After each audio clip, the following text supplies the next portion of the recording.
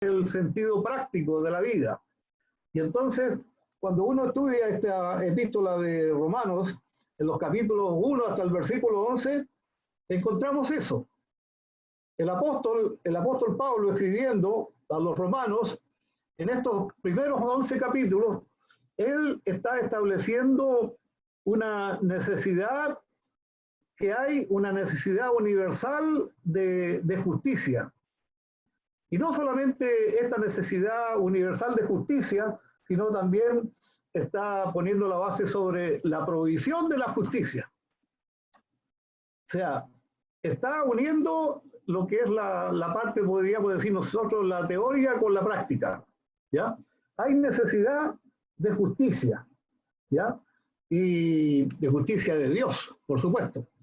Y entonces también, junto con ello, nos presenta la provisión de la justicia divina, que nosotros, como dice la Escritura, somos justificados por la fe, por medio de nuestro Señor Jesucristo.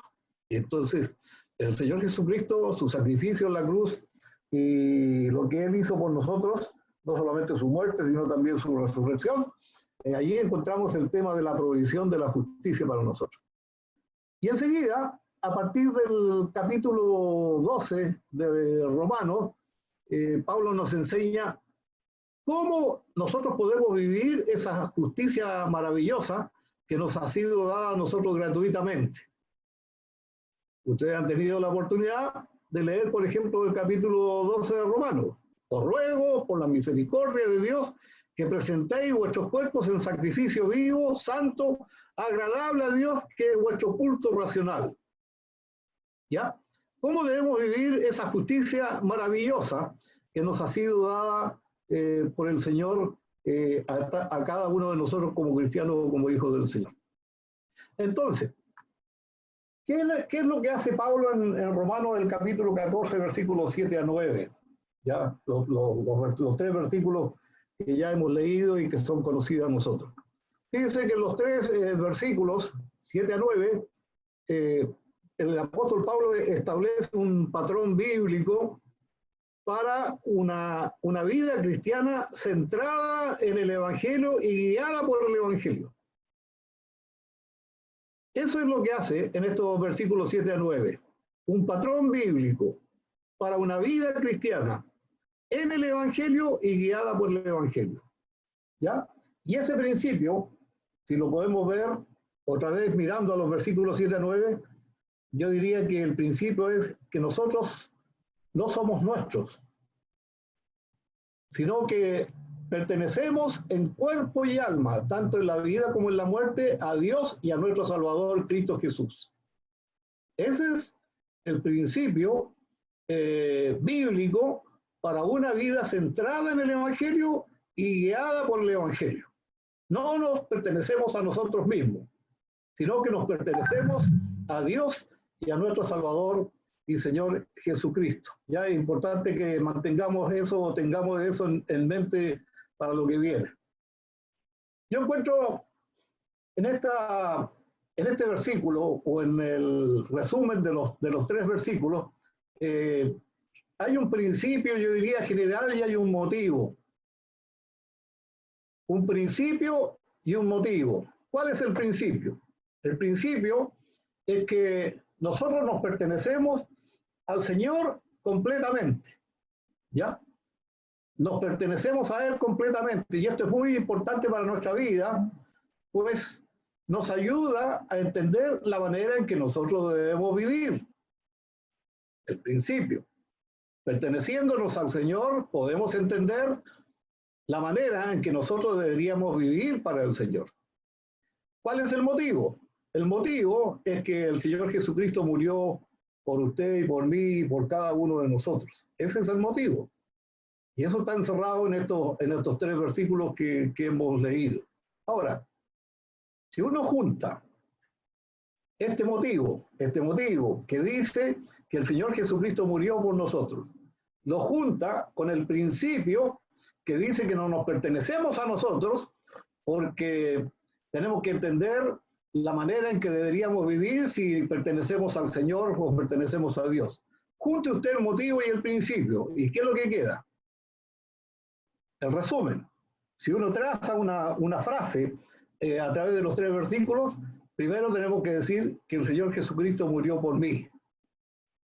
Si el Señor Jesucristo murió por mí y murió por usted, ¿qué debo hacer yo? De acuerdo al texto leído. ¿Ya? Si el Señor Jesucristo murió por mí y murió por usted, lo que yo debería hacer es vivir para Él. Recuerde, la alabanza, el texto. Si vivimos, para el Señor vivimos. Si morimos, para el Señor morimos. Sea que vivamos o que muramos, del Señor somos. O sea, hay un motivo y hay un principio. ¿Qué principio específico involucra el pertenecer completamente a Dios y no nosotros a nosotros mismos? Yo encuentro que hay 3 y los voy a mencionar rápido en esta reflexión. El primero es que no somos nosotros quienes debemos definir lo que es bueno o malo. No sé qué piensa de esto usted. No soy yo. No es usted quien debe definir lo que es bueno o lo que es malo, sino que nosotros tenemos que someter nuestra voluntad al Señor y a su palabra, ¿ya? Y al someter nuestra voluntad al Señor y a su palabra, tenemos que entender que hay una palabra explícita donde no da lugar a alternativas, ¿ya? Sino que, como lo dice la palabra, es explícita. Pero la palabra de Dios no solamente es explícita, sino también en ella encontramos principios. Nosotros no somos quienes debemos definir lo que es bueno o malo, sino que debemos someter nuestra voluntad al Señor y a su palabra, ya sea esta explícita o entendiendo los principios que establece la Escritura, la palabra de Dios. A menudo nosotros nos dejamos de llevar por pensamientos y corrientes de este mundo, que nos dictan lo que pareciera ser aparentemente bueno. Muchas veces es así en nuestra vida. Y como cristianos nos olvidamos que hay principios, que hay palabras explícitas, ya que nosotros no debemos olvidar. Por ejemplo, en el libro de Proverbios, en el capítulo 12 y el versículo 12, es un texto también bien conocido a nosotros. Hay camino que al hombre le parece derecho, pero su fin es camino de muerte. Si nosotros somos los que tenemos que definir lo que es bueno y lo que es malo, y dejamos de lado la voluntad del Señor, dejamos de lado su palabra, la palabra explícita o los principios en la Escritura, ¿a dónde nos lleva esto? Hay cosas que a nosotros nos parecen que pueden ser, pero el resultado de ello muchas veces no es bueno. No es bueno para un cristiano, no es bueno para nosotros. Además, al querer definir nosotros lo que es bueno y lo que es malo por nosotros mismos, estaríamos haciendo lo que en la manera como actuó, como lo hizo, por ejemplo, Adán y Eva. Pues ellos no quisieron vivir bajo la autoridad de Dios, sino que ellos quisieron definir por ellos mismos el bien y el mal. Y los resultados y la consecuencia de ello, nosotros ya la sabemos, ya la conocemos. Cuando nos amoldamos a la manera de pensar del mundo, estamos siendo desobedientes al mandato del apóstol Pablo. Yo cité esta palabra en Romanos 12, versículo 2. De no amoldarnos al mundo, sino renovar nuestro entendimiento para comprobar la voluntad de Dios, que es agradable y perfecta. La voluntad de Dios para nosotros siempre va a ser agradable y perfecta.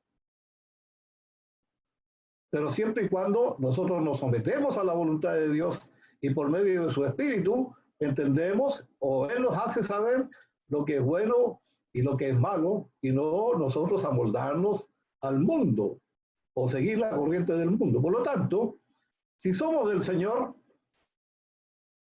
dejemos que Él defina lo que es bueno y malo para nuestra vida. Y entonces a nosotros nos resta someternos o someter nuestra voluntad a Él. Segundo, de acuerdo al texto que hemos leído, Romanos 14, 7 a 9, yo en segundo lugar saco un principio. Y ese principio es que ni una sola parte de nuestra vida debe ser reservada para nosotros mismos. Nosotros no somos de nosotros. Nosotros, ya sea que vivamos o que muramos, somos del Señor. Y entonces nuestra vida, si es del Señor, es de Dios.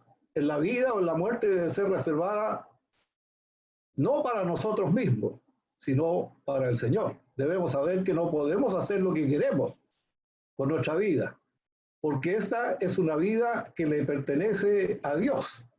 Y solamente Dios puede tomar nuestra vida cuando Él quiere y puede hacer con nuestra vida lo que Él quiere. Y como Dios nos ama y como Dios tiene mucha misericordia para nosotros, Él nunca va a querer el mal para nosotros.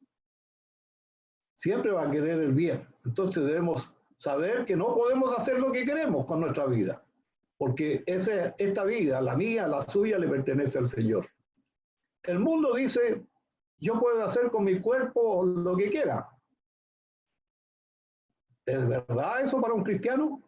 Nosotros como hijos del Señor podemos hacer lo que queremos con nuestro cuerpo. Esto me trae a la palabra que escribió el apóstol Pablo a los Corintios.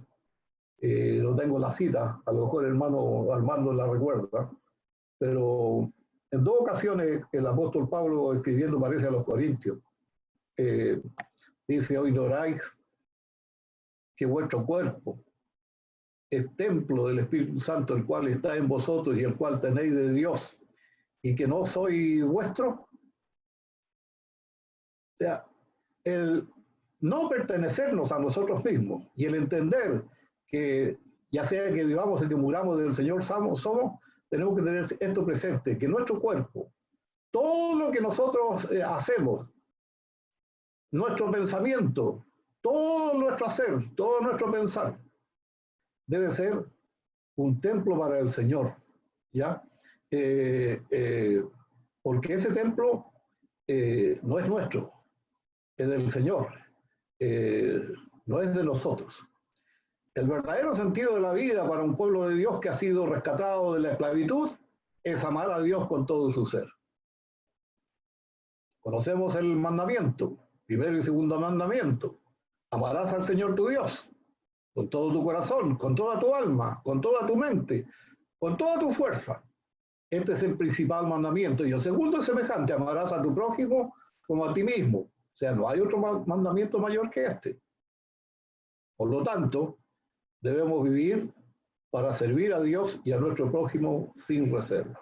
Y termino con el tercer principio que yo saco de estos versículos 7 a 9 de Romanos 14, que debemos confiar en nuestro Dios en medio de los buenos y los malos tiempos. En medio de los buenos y los malos tiempos. ¿Qué tiempo estamos viviendo hoy día? ¿Buenos tiempos? No, no estamos viviendo buenos tiempos. La palabra del Señor lo señala y nos lo hace saber de que así es. No estamos viviendo buenos tiempos, estamos viviendo malos tiempos. Pero ¿dónde está puesta nuestra confianza?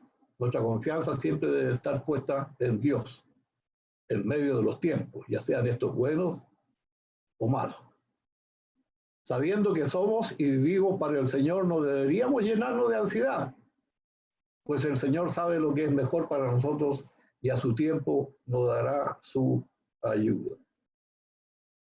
La Escritura nos aconseja en 1 Pedro 5, versículo 6 y versículo 7.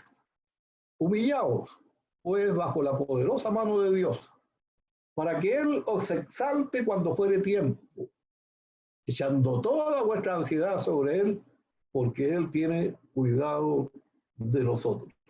Es un texto, un versículo que muchas veces recordamos cuando queremos orar.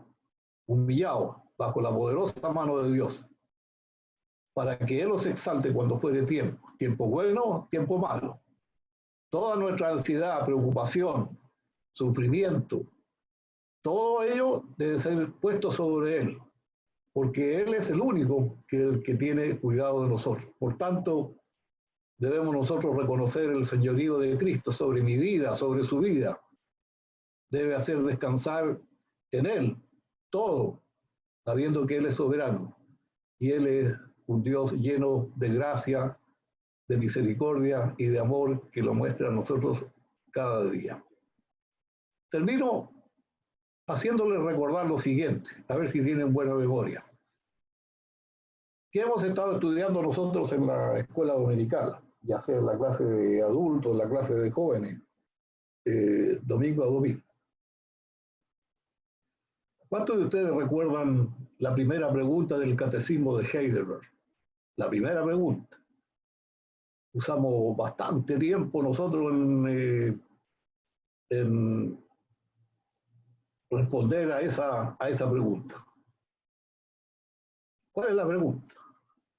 ¿Cuál es nuestro único consuelo y esperanza en la vida y en la muerte?